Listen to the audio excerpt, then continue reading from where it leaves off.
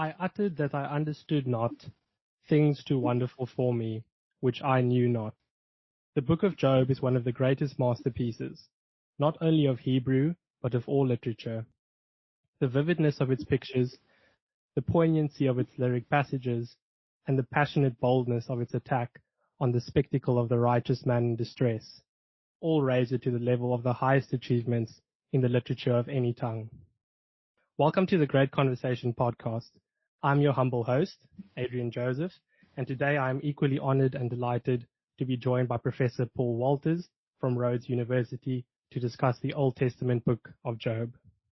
Professor Paul Walters is a retired emeritus professor from Rhodes University, where his teaching interests range from teaching early modern literature, including Shakespeare and John Milton, to understanding the interface between university knowledge and its uptake at various levels of pre-tertiary schooling. In addition, he has published a number of articles on the lives of literary figures of the Karoo and is the founding chairperson of the Shriner Karoo Writers Festival, which takes place annually in Cradock. Professor, welcome to the Great Conversation podcast, and thank you for taking time to be here today. Thank you, Adrian. It's good to be here. The book of Job is part of what is sometimes described or the so-called wisdom literature. Before we get into our first question, I think it might be helpful to our listeners to just recount the developments in the book of Job, because it does have several easily definable parts. So the book of Job begins with Job's complaint in chapter 3, where he cursed the day. And then this is followed by 3 successive rounds of arguments between Job and his friends, the 3 wise men. This is then followed by you could almost describe it as a long tirade of Elihu. And then we come towards the end of the book where Job ends up submitting himself to God. So the problem with which Job wrestles might be indicated by a very simple question, and that is, why in God's universe do the good sometimes suffer and the wicked prosper? Because I think you would agree, Professor, all around us we see those who appear to be righteous suffering all sorts of torment, and in equally large numbers we see men who appear to be either vicious or corrupt, enjoying the very things of which good men are deprived. So my first question then is divine justice the same as human justice? Because by all consideration, human justice indicates that a good man such as Job should not be made to suffer as he did. Yeah, the short answer to that, I think, is no.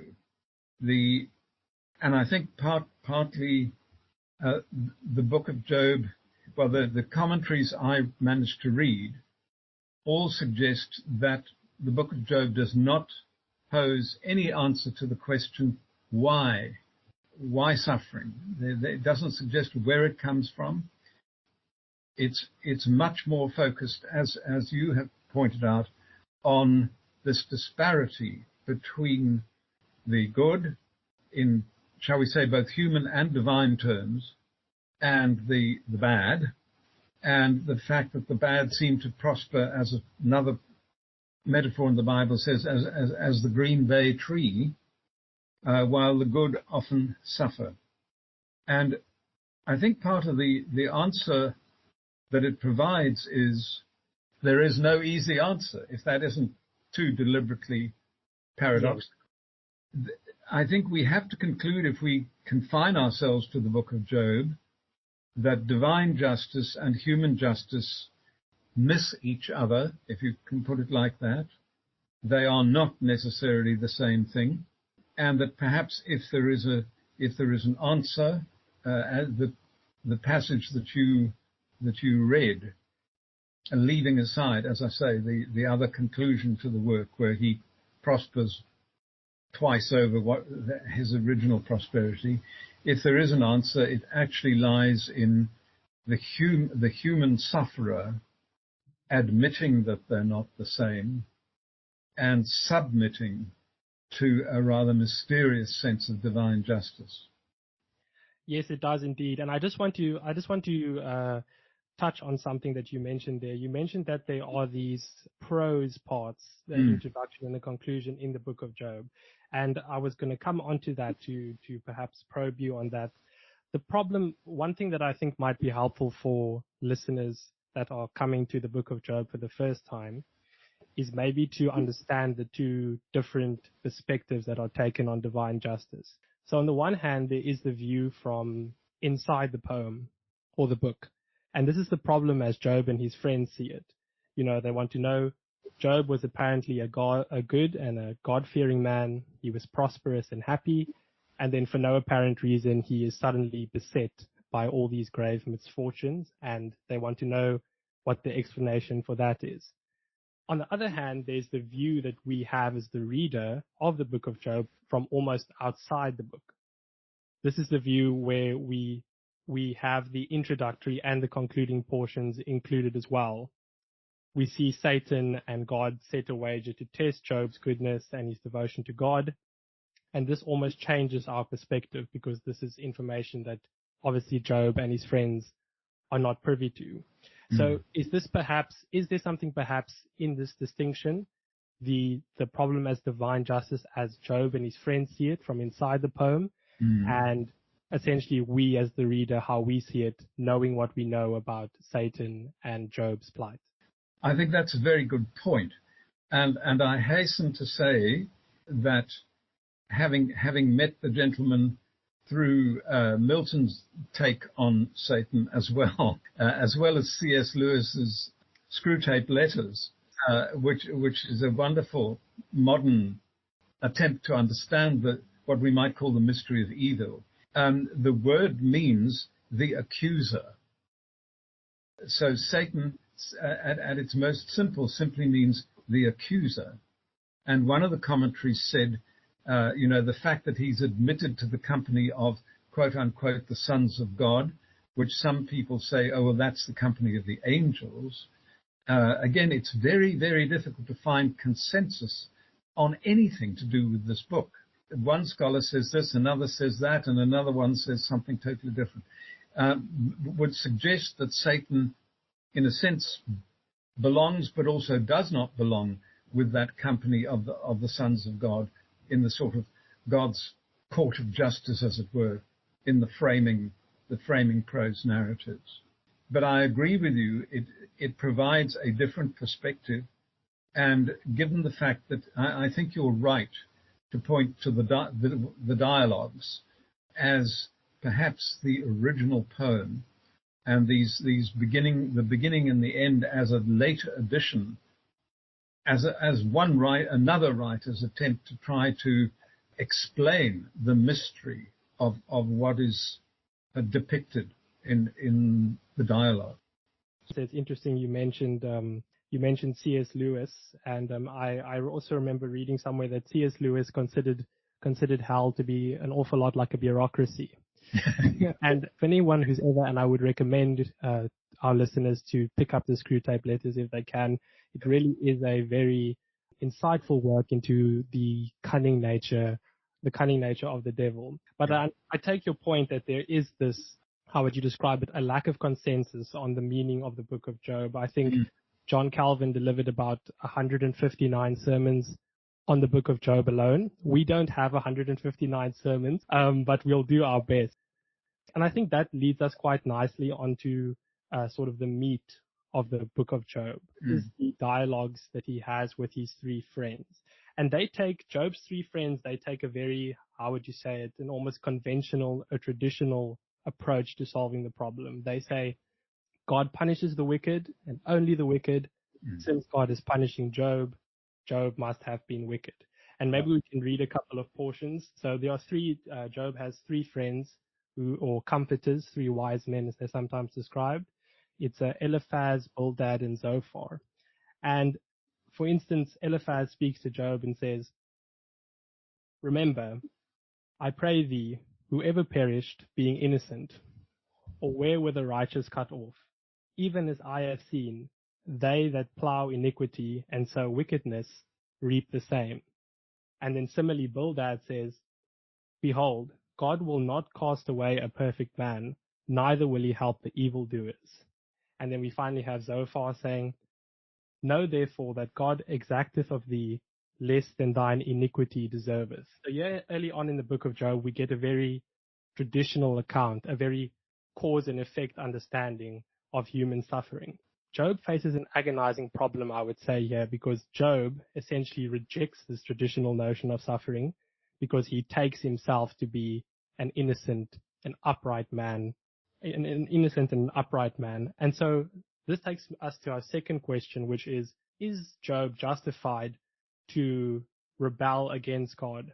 Is he justified in saying, well, if I am a righteous and an upright man, am I in any way justified to rebel against the divine power of God?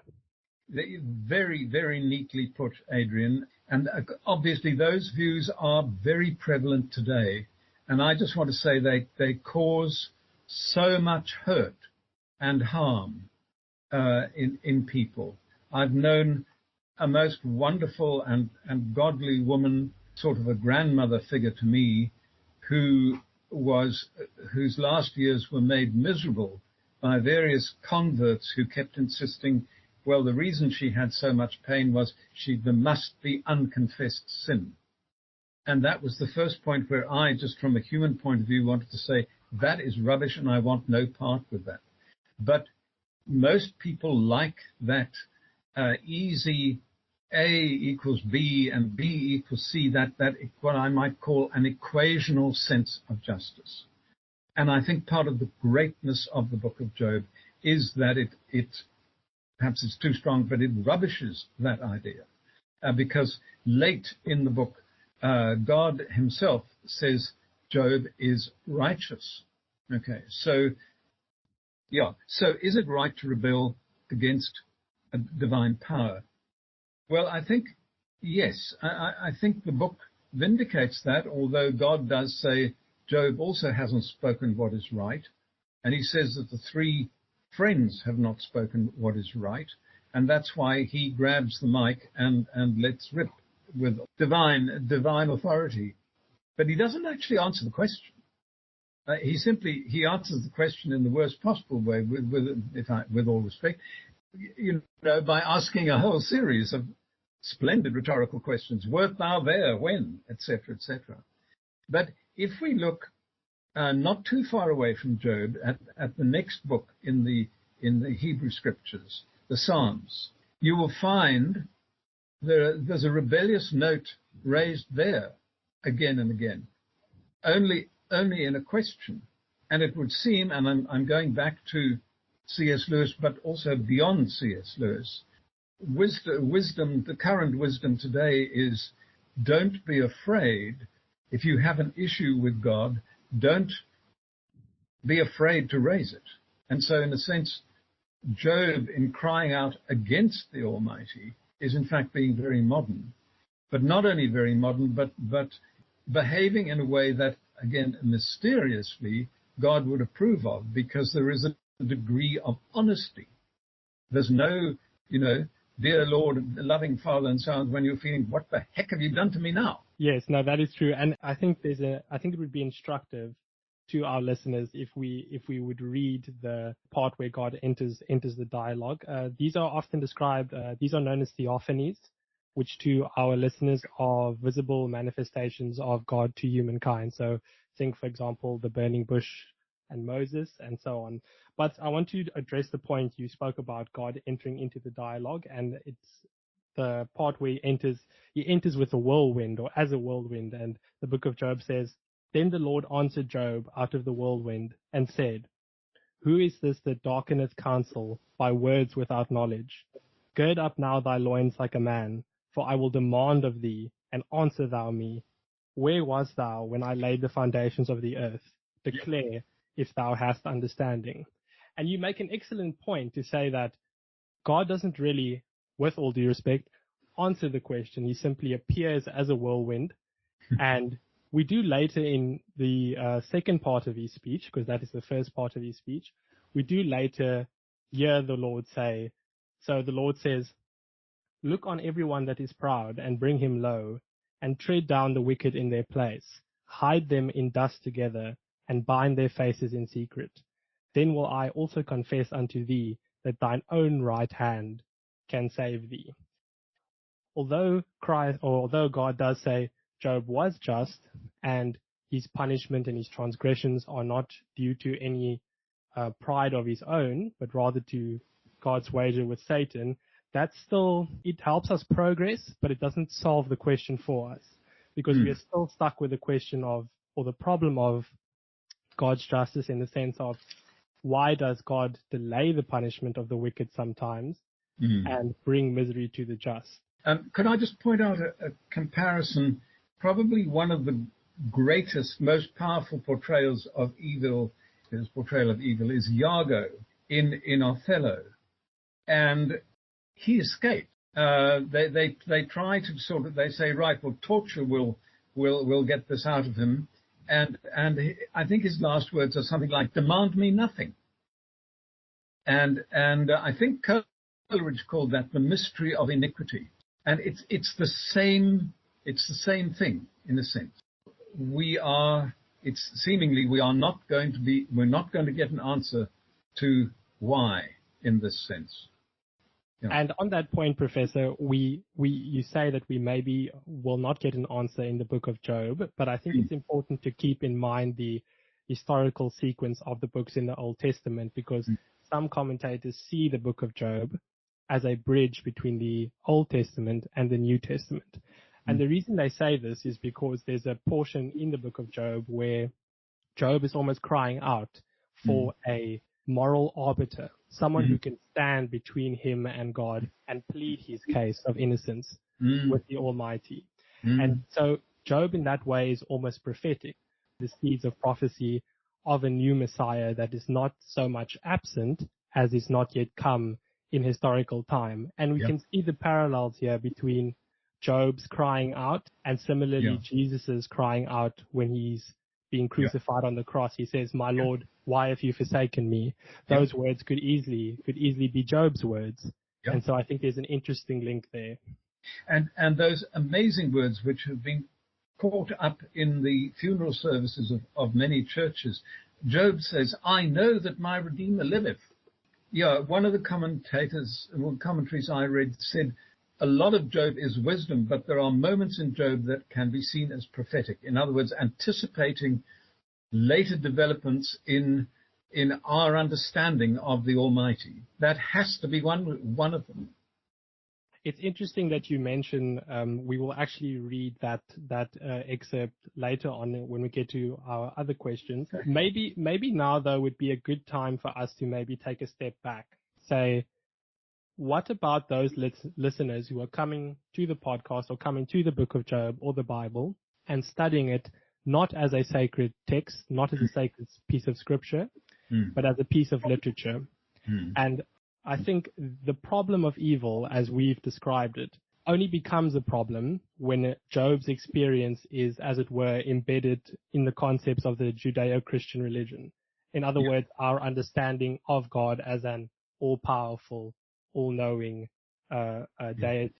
I think what would be helpful would be for listeners who are perhaps not religious to understand the different ways in which God, the Christian God, differs maybe from other gods. So one obvious way in which God does differ, we spoke earlier a bit about justice as the distribution of divine punishments and rewards.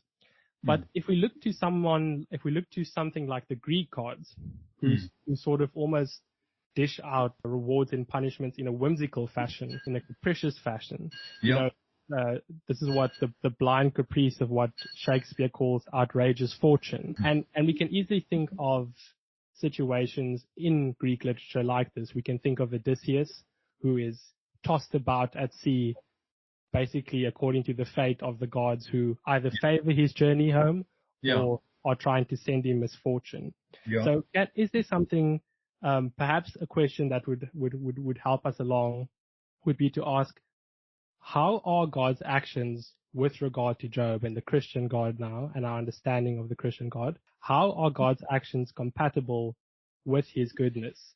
Wouldn't it be a surer sign of divine goodness if God were to reward men like Job, who are not perfect because of original sin, but are as just as possible? How is God's treatment with Job compatible with our understanding of his divine goodness?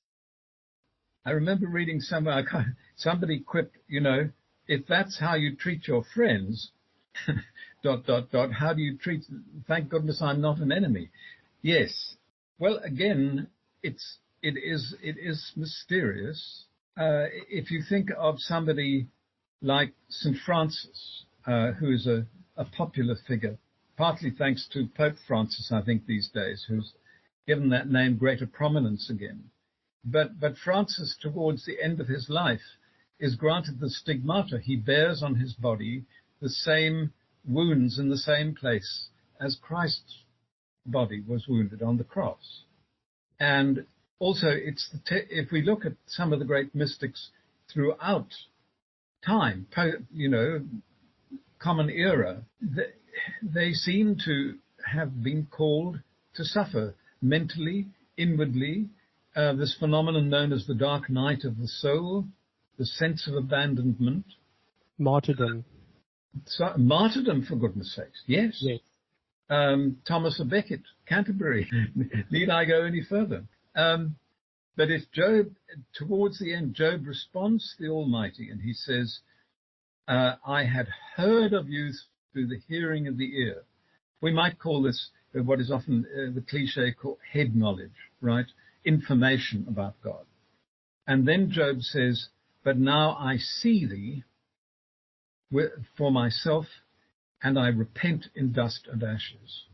And so Job, an almost overwhelming experience of the divine, the theophany, the showing forth, God showing Job something of his true nature and magnificence and power, and Job remembering his place as a human creature and repenting in dust and ashes.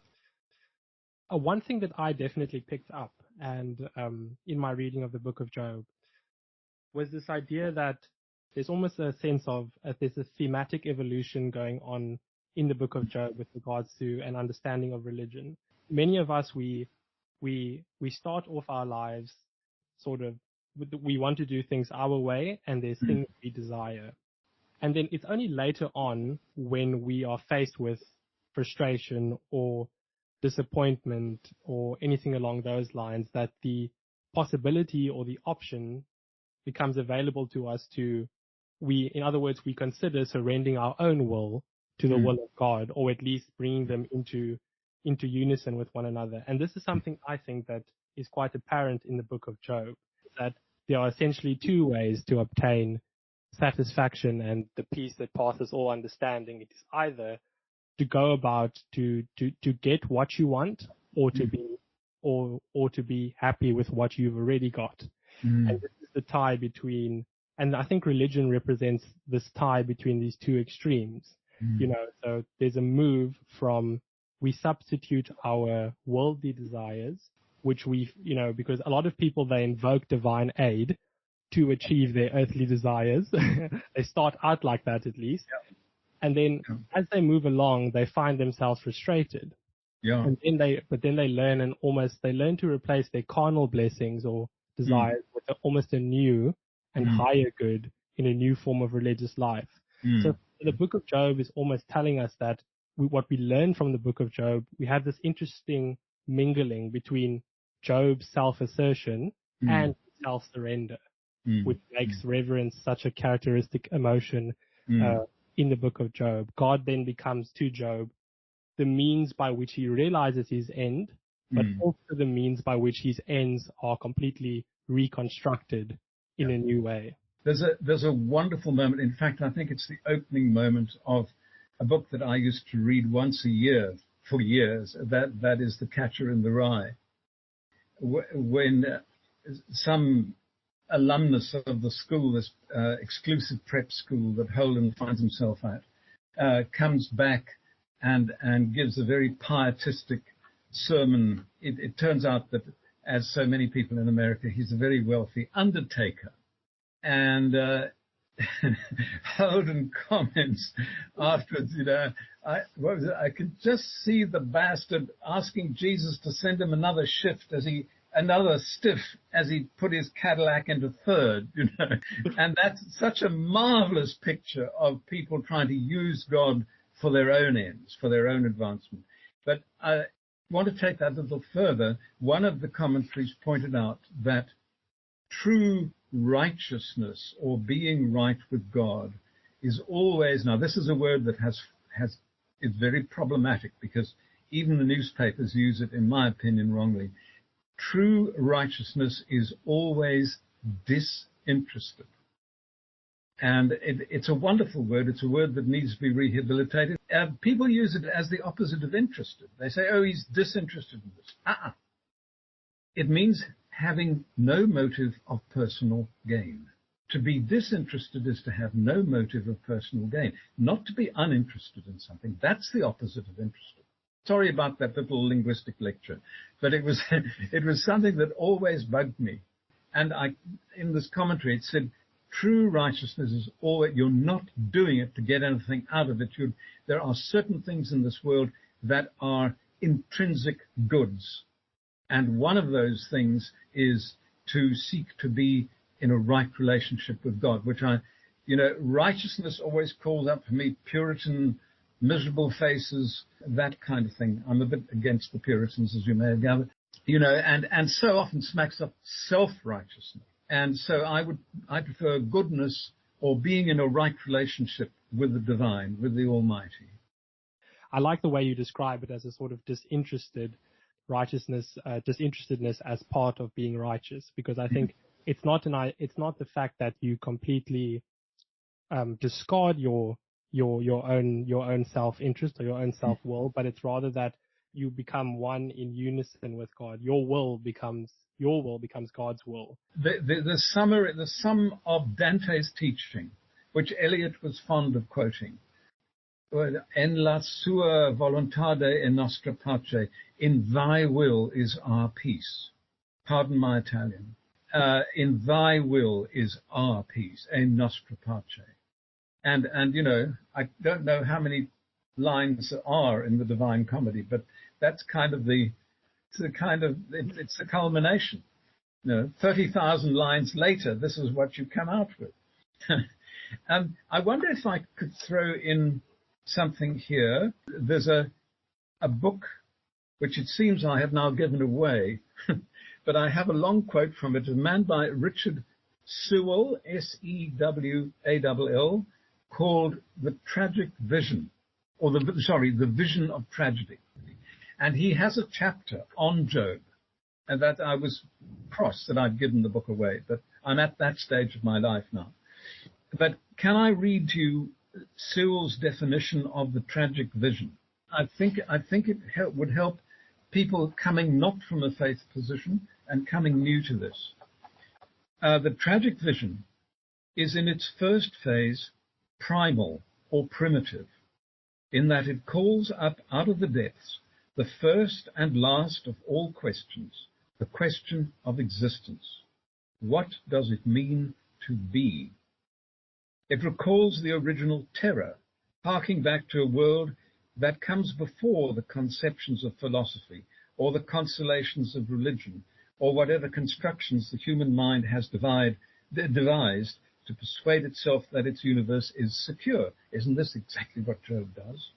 It recalls the original unreason, the terror of the irrational. And that leads on to your next question.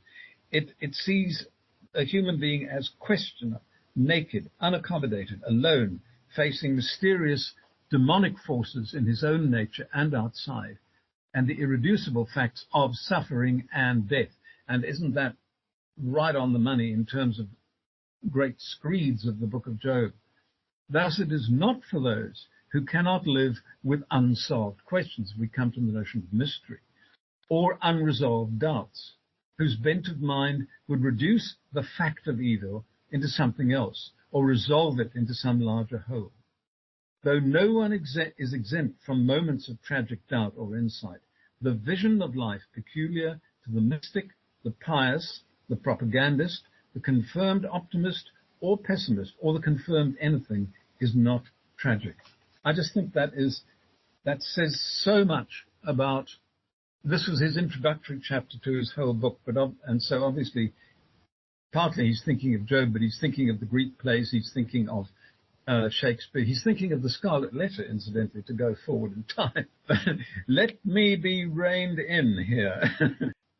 I think if we had to go off and find a because there is a sense in which biblical literature, like lots of other great literature, is inexhaustible in terms of its meaning. You mentioned tragedy there as a concept, and I think another comparison that is quite instructive.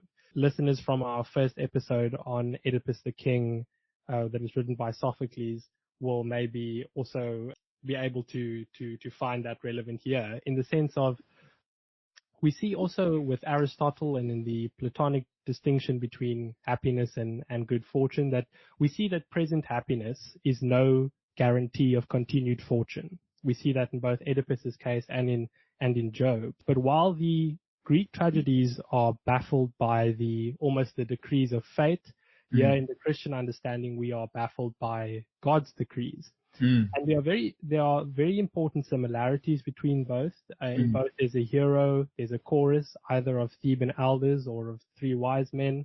In both, a man of considerable stature and fortune is brought very low. But for me, I think the important part is the difference. Whereas in Greek tragedy, we always end with a hero ruined. Yeah. Job recovers from his misfortunes, and as you said earlier, enjoys greater happiness than ever before. The Romans always talk about justice as the constant and perpetual will to render to each his due. So, Professor, do you think Job receives his dues? Maybe not according to the traditional definition of justice, but at the end of the book of Job, is Job dealt with rightly? Okay, now we come to one of my wife's pet hates, and that is a book with multiple endings. I encouraged her to read The French Lieutenant's Woman unwisely, and I've never quite been forgiven for introducing her to a book that had 3 potential endings. If we stick to the dialogues, but include God and Job's response to God, we've got one ending. His reward is a disinterested, deeper understanding of the relationship between the divine and the human. I repent in dust and ashes. So that, in a sense, that is one reward, but he is still left alive. He isn't obliterated as the Greek heroes usually are. But I think the writer of the prose framing devices, the introduction and the end, probably wanted to draw this out by, doubling and redoubling Job's material blessings at the end to show that Job was rewarded. But I'm very uneasy about this because, in my view, South Africa is cursed with churches which can only be called prosperity cults. And what are they based on? You do good, you believe, you tithe, whatever, and you too will have a Cadillac, Mercedes-Benz, 5-bedroom house, whatever. And I think that Job is such a superb counterblast to that kind of easy thing, which is the view taken by the 3 friends or comforters. May I just come in there too? Okay, Job's comforters, somebody comes along and something's awful's happened to you, and they say, oh, well, you'll be all right in 3 years' time or whatever. You say you're a real Job's comforter. But somewhere, I think, in England, there's a stained glass window of a picture of an angel with a sword prodding a human being along, right? Urging them on. And the title of the window is The Holy Ghost, the Comforter. Okay? So if we go back to the root, con fortis, strengthening along with. So we think of comforter as something warm and fuzzy and cuddly and so on. But it seems that its much earlier meaning in the English language was much stronger, and it meant something like somebody who prods you along to something better. It's very interesting that you spoke earlier on. There's a part in the book of Job where Job speaks about his Redeemer living, and perhaps I will read it. But there's also an interesting connection you mentioned with the sword there, the image you described. So let me just read that part from the book of Job. For I know that my Redeemer liveth, and that he shall stand at the latter day upon the earth. And though after my skin worms destroy this body, Yet in my flesh shall I see God. Whom shall I see for myself? And mine eyes shall behold, and not another, though my reins be consumed within me. But ye should say, why persecute we him, seeing the root of the matter is found in me? Be ye afraid of the sword, for that bringeth the punishments of the sword, that ye may know that there is judgment. Those who take the sword shall die by the sword. When we condemn God's supervision of human events because it doesn't conform to human conceptions of reason and justice, Yeah, I think God is then, Job rather, is chastising us there, saying that is almost an ignorant or an improper understanding of divine justice. absolutely. It's facile. It's facile. And that your fourth question is a non-rational, and I want to add supra-rational element in the divine. I think we can say the book of Job shows us beyond a doubt by showing us that it is a mystery, and mysteries by definition are not accessible to purely rational analysis. Here we have from Job a confession of his ignorance, of man's ignorance, of their inability to understand God's ways, almost the idea that the ways of God are inscrutable and that we ought accept our suffering as almost faithful trials sent by God to ultimately lead us to holiness and joy. But this brings me to an interesting point. We spoke about the rational element of confronting the divine. But in the book of Job, we see Job solve the problem, but he doesn't solve the problem intellectually. He essentially submits without understanding to God's will. And I think that is indicative of an integral part of Christian thought and Christian literature and so on, that through the price, we pay the price of evil so that good may be brought into the world. In the sense, Job is an upright man. He eschews evil, but he is not a just man in the sense that no man is entirely just, or we are all sinners, only justified in the sight of God and with the help of Christ. And so because of the stain of original sin, all mankind is sinful. And this comes back to Job, and in the end, Job accepts this. He says, I abhor myself and repent in dust and ashes. And so I think Job is an excellent reminder, or the book of Job is an excellent reminder of our human limitations. While it reminds us of our human limitations, Job is also, we spoke about the prophetic element, also bearing witness to how would you describe it, a living redeemer, someone who will come and be an arbiter between man and God and provide hope for all mankind. And who, in, the one just man, the man without sin, the person without sin, will lay down that perfect life for sinners, who, while we were yet sinners, died in order that we might be made righteous. I think it's also the book of Job is also an excellent rebuke. You spoke about your irritation with this sort of this very reductionist logic of distributive justice.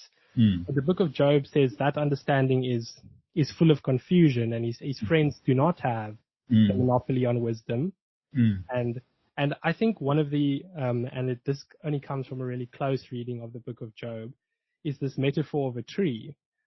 Job about a tree being cut down and then sprouting again with shoots that will never cease. And in here we have, in a metaphor, in an image, the doctrine of the resurrection, and I think, in my personal opinion, the answer in the book of Job to wherein our hope ought to lie. Tree, may I take 30 seconds on that? In one of John Donne's amazing poems, he says, we think that Christ's cross and Adam's tree stood in the same place. Now, that's one of these amazing features of Renaissance thought. It's probably not true in the scientific literal sense, but what an amazing thing that the tree of the apple and the bad choice that they made, as I used to say at Fruit and Veg City, but on another tree, the cross made of wood, all that had come from Adam down. Wonderful medieval song that is also picked up in the carol. Adam lay bounden in the bond. 4,000 years thought he not too long, and always for an apple that he took. It's not what you won't hear it played on the jingle tills at Checkers or Pick and Pay, but it's a wonderful Christmas carol as we're approaching that season. Interesting that you mentioned that's something perhaps we should explore in another discussion. Is this idea, especially in literature that is inspired by Christianity, but by no means exclusively, is this idea of a tree. Recently, I was reading St. Augustine's Confessions, and we see St. Augustine's conversion take place under a pear tree, and one of the biggest parts is when he confesses his sin of the pear theft. And obviously, there are obvious references to the book of Genesis, like you've just mentioned, to Adam and to Eve. And so I think there's definitely something symbolic about, you've now mentioned the connection between the shape of the tree and the shape of the cross. And perhaps that will be an excellent way for us to end, if I can just read that portion to our listeners. For there is hope of a tree, if it be cut down, that it will sprout again, and that the tender branch thereof will not cease.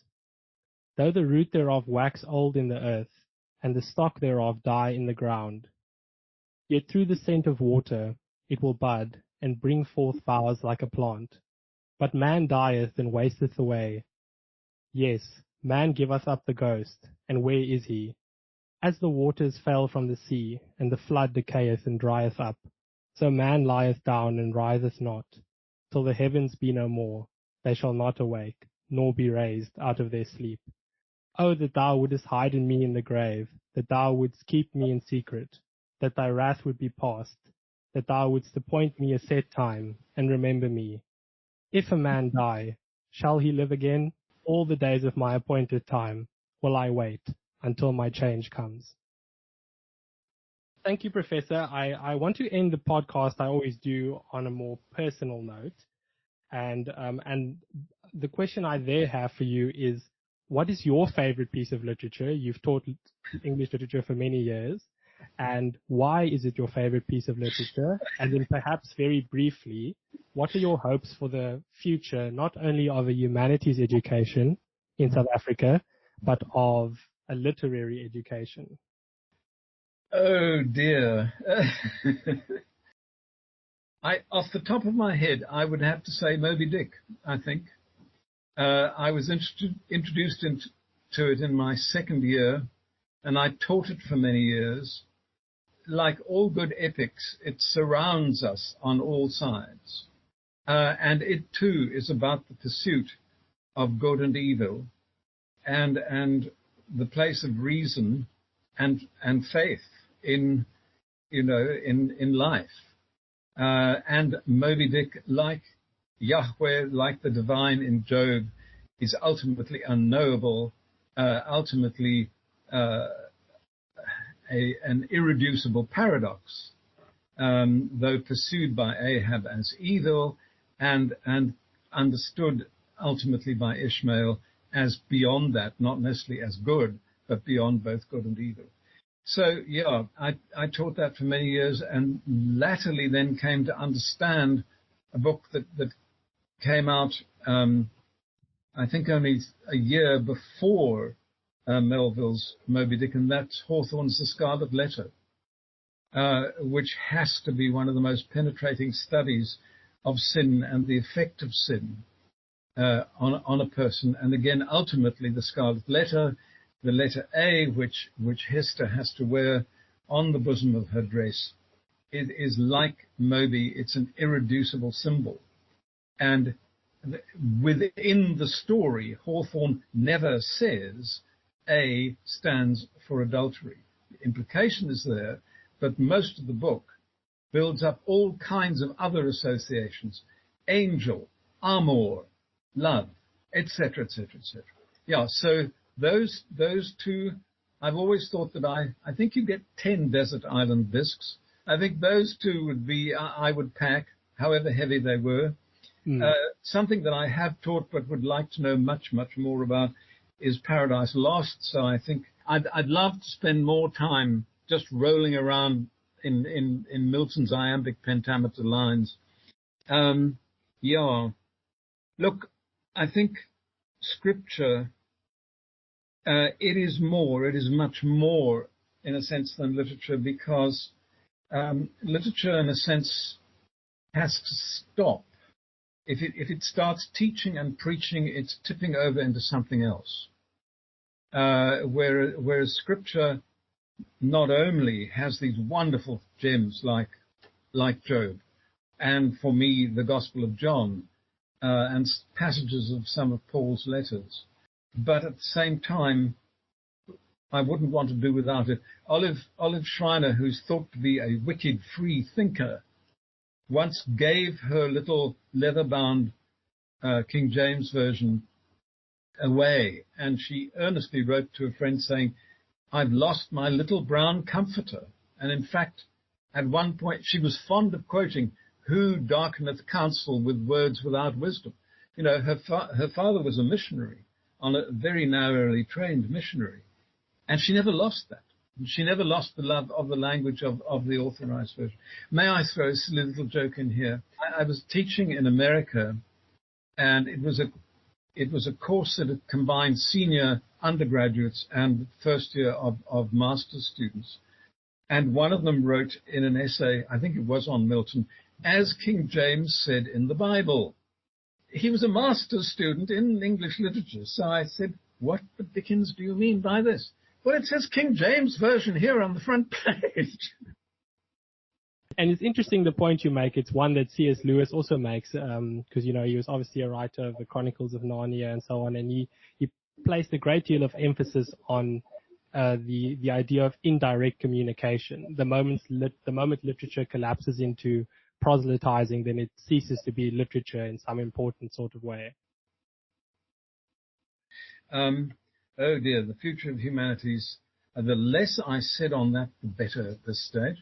I can, because that was the way that I was shaped and trained in a tradition, I can only bewail the focus on the now and texts that seem to fit at the moment the current philosophy, whether it's post-colonial or postmodernism, that kind of thing. Narrow definitions of what it means to be human, in my view, with all respect, ideologically bound, and not open to the very openness of meanings, which to me characterizes all literary texts. That's why Job is so challenging, because it's open, and my goodness, the scholars have had 2,000 years or more to stake their own little colony in the great continent that is the book of Job.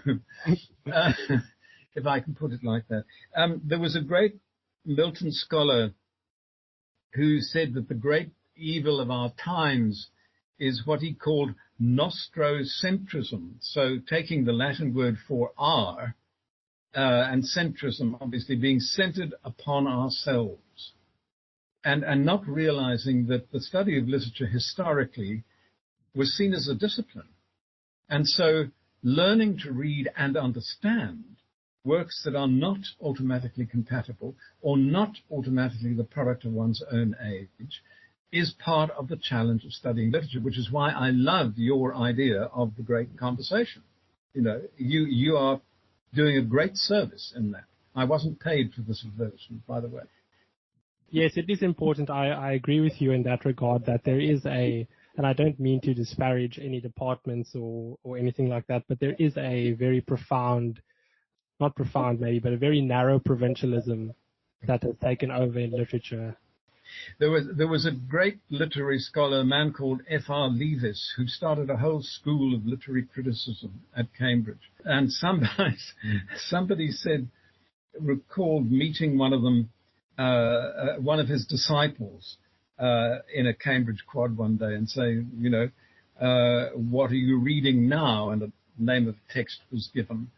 And then the question was, well, are you enjoying it? I do not read to enjoy. I read to analyze, to critically appreciate.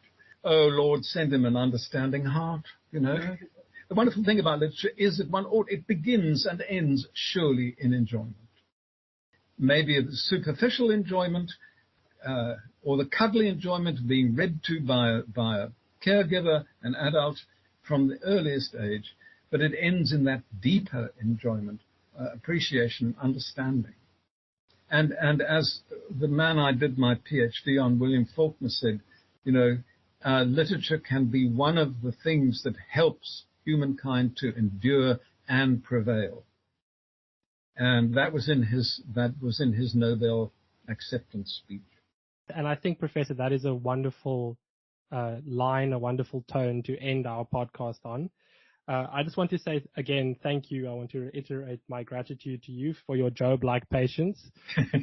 As I said, we don't have time for 159 sermons, but I'm sure we did our best, and we've made some progress, I can say, in unpacking the inexhaustible multiplicity of meaning that is in the book of Job. But Professor, thank you very much. That is unfortunately all we have time for today on the Great Conversation podcast. To our listeners and viewers at home, please remember to subscribe to the podcast and do not forget to share it with your friends and family who may have a potential interest in great literature. Also, tune into next week's episode where we will be discussing Dante's Divine Comedy. Thank you very much, Professor. Thank you, and strength to you.